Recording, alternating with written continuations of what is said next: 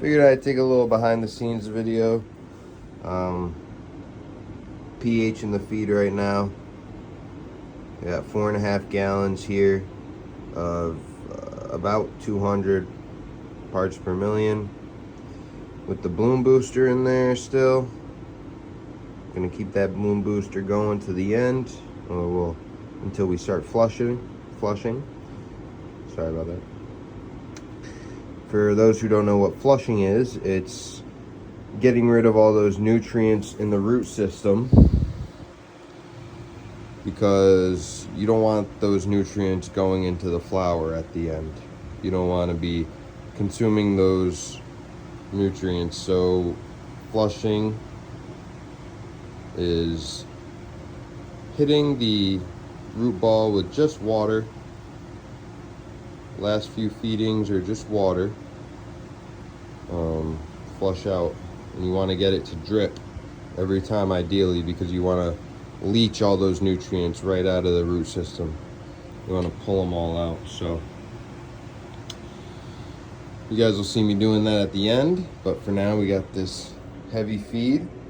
I did add some Sharky Sharks.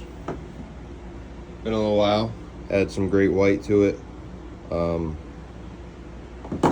The harsh feeds, the pH is always not really harsh, but the heavier feeds, the pH is always a little bit stronger on the always on the lower side. So I got to put a bunch of pH up in there.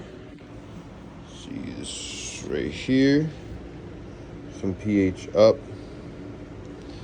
and yeah, just waiting for it to stabilize out. This pH meter, Blue Lab, it's one of the better ones, but it takes a while. Goes really slow once it starts to get around where it's at. Like when I first put it in here, it was at like 8.5 or something, and then it drops real quick to about 7, and then from 7 to, it's probably going to go to 5.8. From 7 to where it's at now, it takes a few minutes. It just goes tick. See, it went back up there, back down. It takes a while to kind of stabilize and read where it's at. You can give it a few swishes to kind of help sometimes.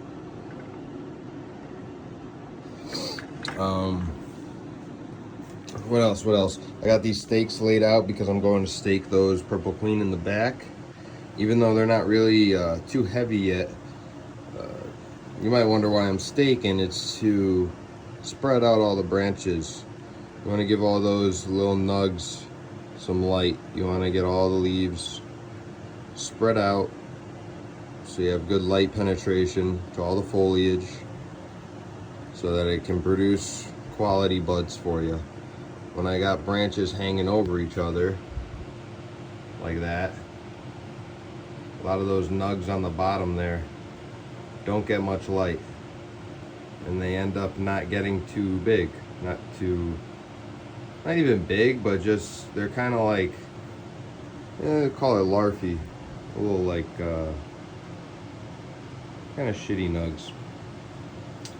So yeah, I'm gonna hit those two in the back, 2 gallons each, and then the dwarfy today, it's starting to dry down, but I might let her go. If anything, I'll give her a half, the other half gallon later, since I got 4.5 gallons made.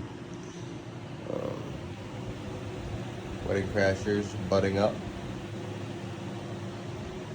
enjoying that feed from yesterday. What was I saying?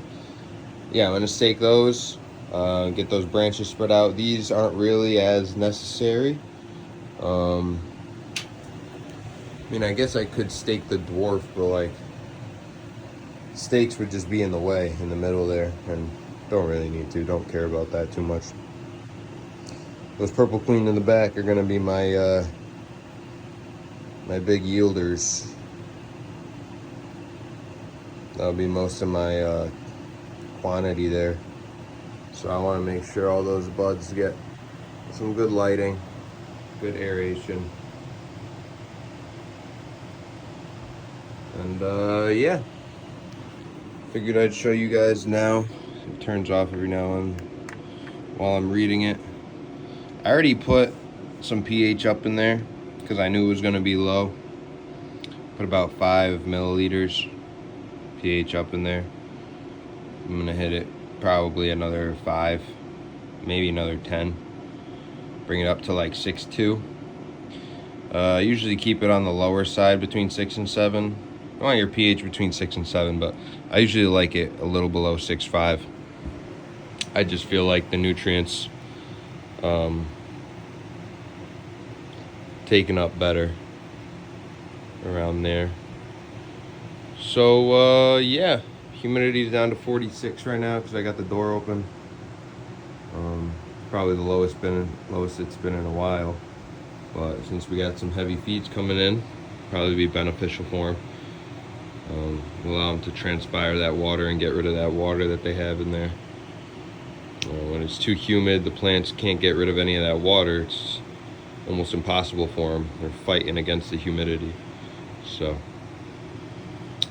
yeah, guys, thanks for checking them out. A little bit of behind the scenes, not too much, but next video, all those branches in the back will be staked and spread out a little bit better. Top ones don't really need to be staked right now. So those are right in the middle. They don't go anywhere, really. If anything, I'll stake them when they start to get heavy or when I really need to spread them out some more. Might do a little bit of de-leafing on that Purple Queen in the back left. It's a little bit thicker. The leaves are a little thicker and branches growing on each other. We'll see how it looks when I spread the branches out. So yeah, guys, you'll look at the buds in the back quick. I'll let you guys look at the Wedding Crasher. So the one zoom here. There's that Purple Queen. Branch is going crazy. Purple Queen that was growing accordingly. And I gave it a little pinch. See those two top nugs now? Two top branches. And yeah, those are coming along nicely. These sativas starting to catch up. After that feed yesterday, they're liking it, so. I'm excited for this next feed and the staking.